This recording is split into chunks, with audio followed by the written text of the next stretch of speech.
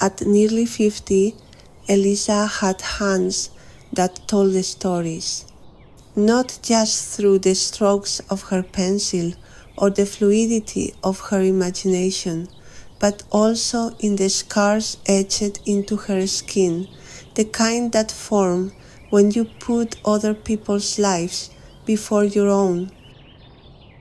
An illustrator by trade and a writer at heart, her life had been one long commission.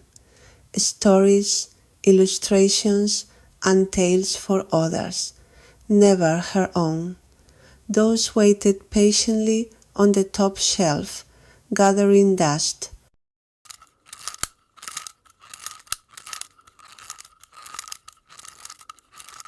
Since the age of 29, her mornings, afternoons, and nights had been devoted to holding up the lives of others. Her ex-husband, a man defined by his failure as both father and husband, and their 2 children, now away at university, building futures far from home.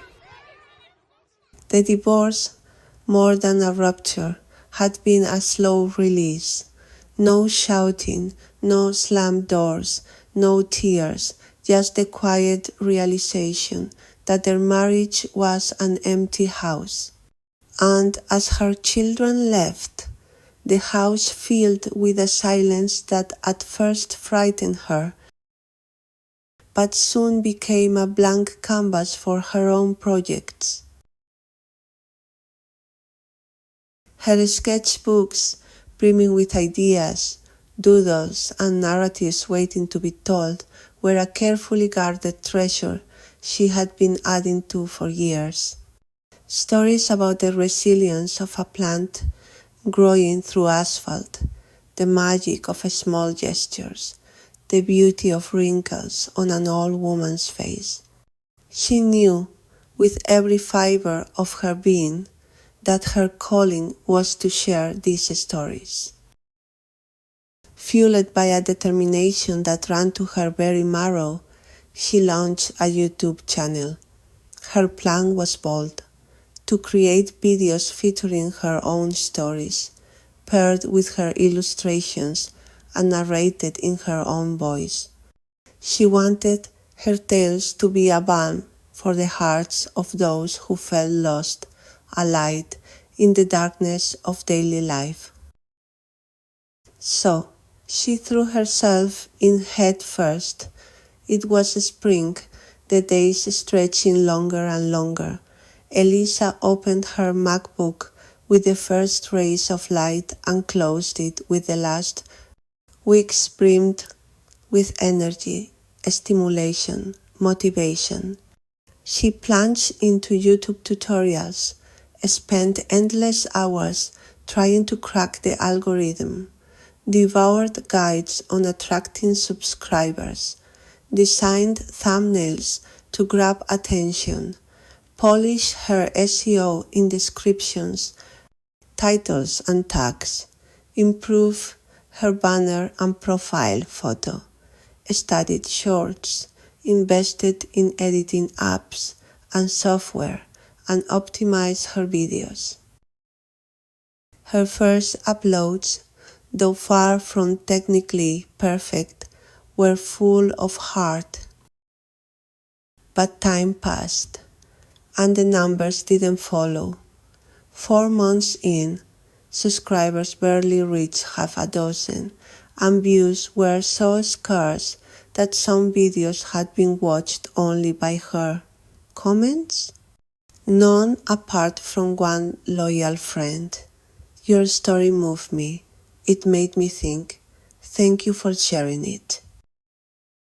She tried everything, changed her video format, her illustration style, the channel name, the branding, the colors, the focus, everything she could possibly change. She waited. Nothing. In fact, The newer videos seem to have even less visibility than the first ones. Her spirit, which had begun as a bright flame, dwindled to a faint ember.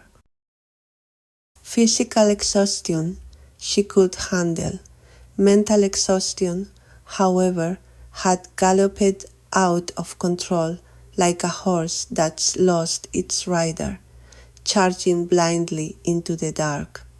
Lately, she woke each morning with a heaviness in her chest, thinking, what if my stories aren't as good as I thought? Have I lost my spark? Is this really my calling? Did I get it wrong? The voice of doubt, the same one that had accompanied her through years of putting herself on hold, whispering your time will come now, shouted in her ear, see, Elisa, it's too late for you. Your moment has passed.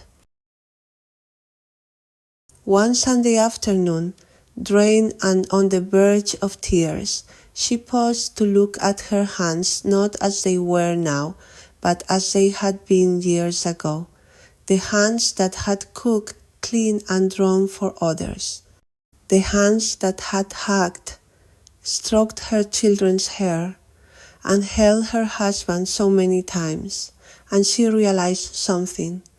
Her hands weren't empty. They were full of experience, of life, of stories. She sat at her work table, now cluttered with the kind of mess born of lost motivation. Among the scattered papers, she found a drawing she had made for her eldest son when he was 6. A little tortoise trying to climb a rock, slipping back again and again. Beneath it, in her own handwriting, tortoises get far, not because they're fast, but because they never stop trying. That simple phrase shook her to the core, as though it might knock her off her chair. She had been focusing so much on the algorithm, the views, the subscribers, the numbers, that she'd lost sight of why she had begun.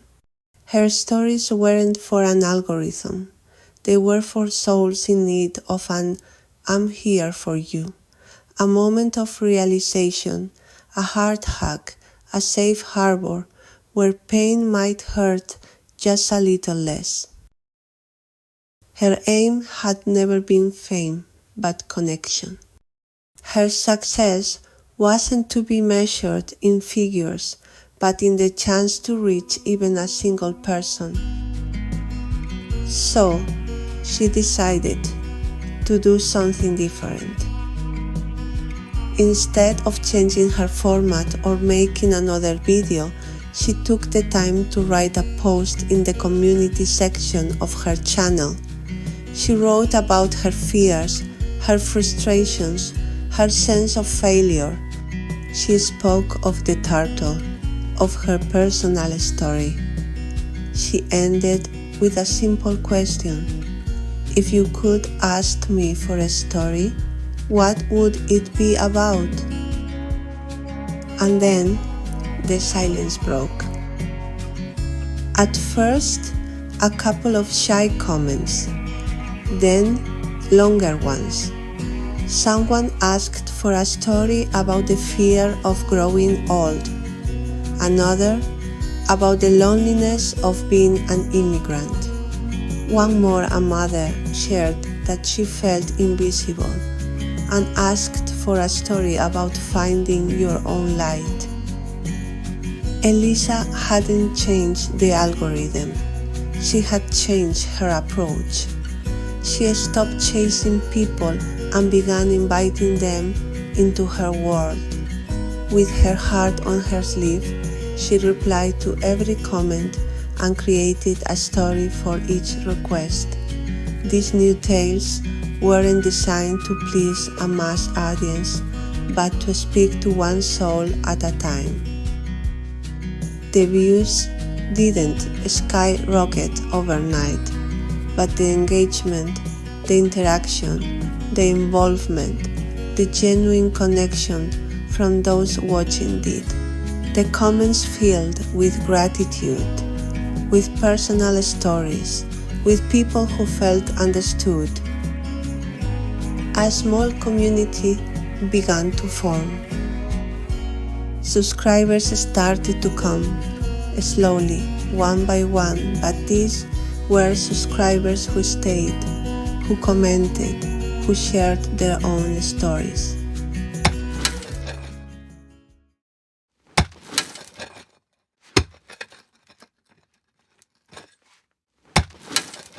Elisa learned that sometimes when it feels like you're chipping away at the wrong wall, what you really need is to persevere a little longer and be patient, because effort without patience is like a car without fuel. It was about stopping seeing people as numbers and starting to see them for what they are. Individuals with names, with hopes, with sorrows, with doubts, with fears, with stories waiting to be heard. It was about remembering why she had started. And from there, everything looked different, more authentic.